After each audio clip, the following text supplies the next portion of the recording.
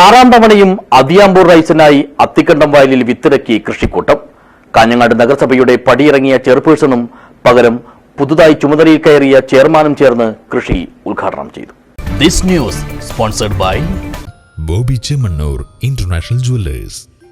കാഞ്ഞങ്ങാട് നഗരസഭയിലെ 7ാം വാർഡ് പ്രദേശമായ അതിയാമ്പൂരിന്റെ പരിധിയിൽ വരുന്ന അത്തിക്കണ്ടത്ത് കാലങ്ങളായി തരിശായി കിടന്നിരുന്ന വയൽ പാകപ്പെടുത്തിയെടുത്ത് 5 വർഷം മുമ്പാണ് അന്നത്തെ നഗരസഭാ ചെയർപേഴ്സണും അഖിലേന്ത്യാ ജനാധിപത്യ മഹിളാ അസോസിയേഷൻ കാഞ്ഞങ്ങാട് ഏരിയ സെക്രട്ടറിയുമായ KV സുജാത ടീച്ചറുടെ നേതൃത്വത്തിൽ നെൽകൃഷിക്ക് തുടക്കം കുറിച്ചത്.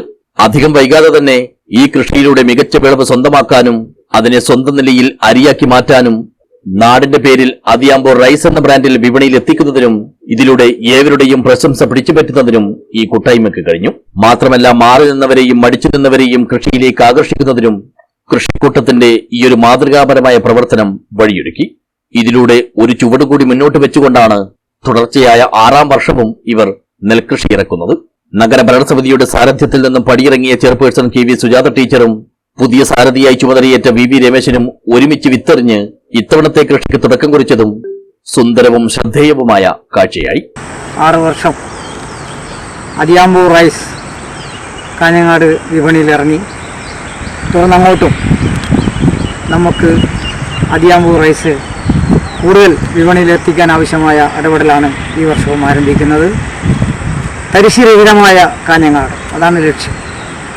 നമുക്കറിയാം, കോവിഡ് കാലത്ത് നമ്മൾ അനുഭവിച്ചാണ്. നമ്മളെല്ലാവരും അന്നം കഴിക്കുന്നവരാണ്. നമ്മളൊരു മാസം ഉൽപ്പാദിപ്പിക്കുന്ന അരി നമ്മൾ ഒരു ദിവസത്തെ ഒരു നേരത്തേക്ക് തികയില്ല എന്നതാണ് ഇന്നിൻ്റെ യാഥാർത്ഥ്യം. നമുക്ക് സ്വന്തം കാലിൽ നിൽക്കാൻ വേണ്ടി കഴിയണം. അതിന് ഭക്ഷ്യോൽപ്പന്ന രംഗത്ത് പ്രത്യേകിച്ച് നെല്ലുൽപാദനം സർക്കാർ തന്നെ വലിയ പ്രോത്സാഹനമാണ്. പൂർണ്ണമായും കാഞ്ഞങ്ങാടിനെ തരിശുരഹിതമായ നഗരസഭയാക്കി മാറ്റാനുള്ള ശ്രമമായിരിക്കും വരും ദിവസങ്ങളിൽ നടത്തുന്നത്.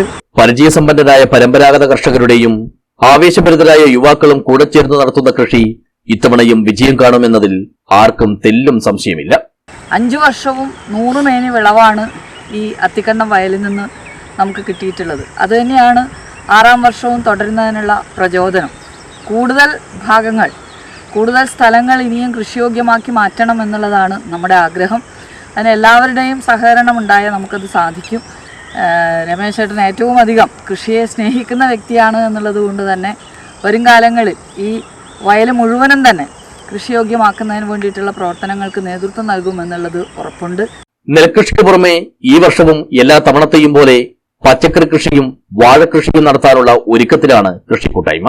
സുജാത ടീച്ചർക്കൊപ്പം കൃഷിക്കൂട്ടം പ്രവർത്തകരായ PV Salu, K Anilkumar, AK ഉണ്ണി, MK ധീരജ് എന്നിവരുടെ ഒത്തൊരുമിച്ചുള്ള പ്രയത്നമാണ് അതിയാമ്പൂർ റൈസിന്റെ അരങ്ങിലെയും അണിയറയിലെയും പ്രധാന ചാലകശക്തി. News bureau, Kanhangad.